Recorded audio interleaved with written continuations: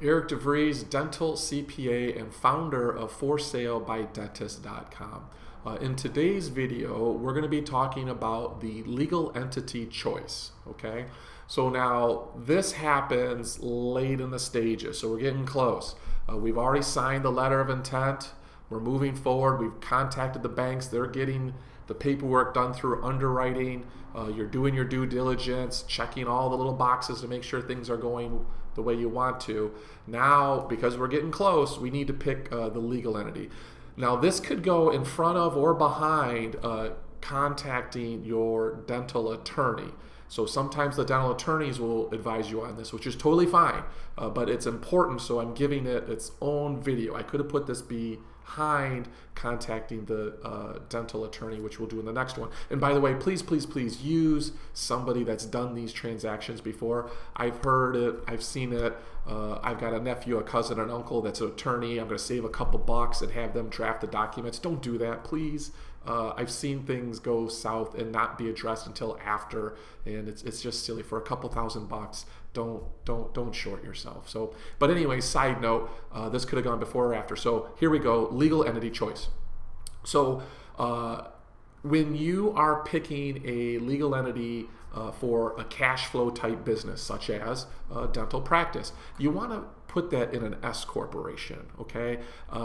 So there's a couple reasons for that. One of the easiest is you save yourself the employment tax of 7.65%, the employer tax. If you put it in an LLC, all of the profits that are distributed through there, even if it's guaranteed payments, are subject to the 7.65%. So you save yourself a layer of tax, number one, which is great. The other one too is technically in an LLC, the owners do not take payroll. You can't take a W-2 payroll generally in an LLC, just guaranteed payments, and it doesn't work well. So we always advise to use an S corporation for the dental practice. Now, if there's real estate, we do put the real estate in its own LLC. We typically do not put the real estate inside the S corp with the dental practice. We keep those separate. And there's lots of reasons for that, which we can talk about in tax strategies. But for this simple video, I'm just telling you, as a dental CPA, you're going to want to use an S corp for the business and an LLC for the real estate.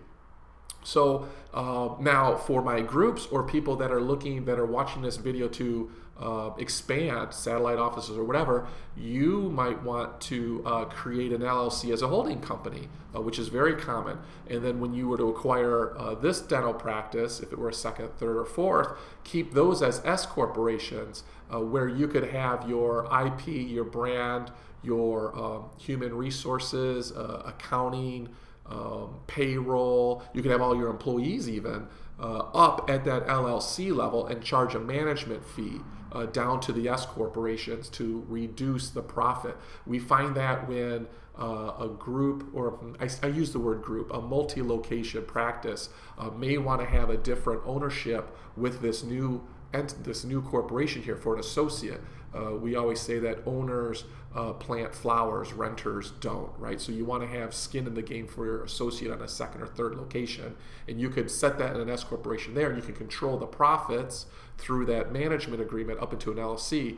So in that case, you would still have the dental operation as an S corp, but you might form an LLC on top of it. So there's lots of reasons to use an LLC. We just don't advise it down at the operations level for the dental practices. So short and sweet.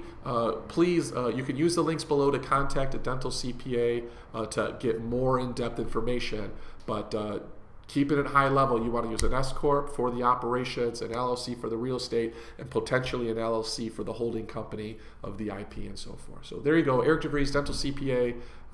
Good luck.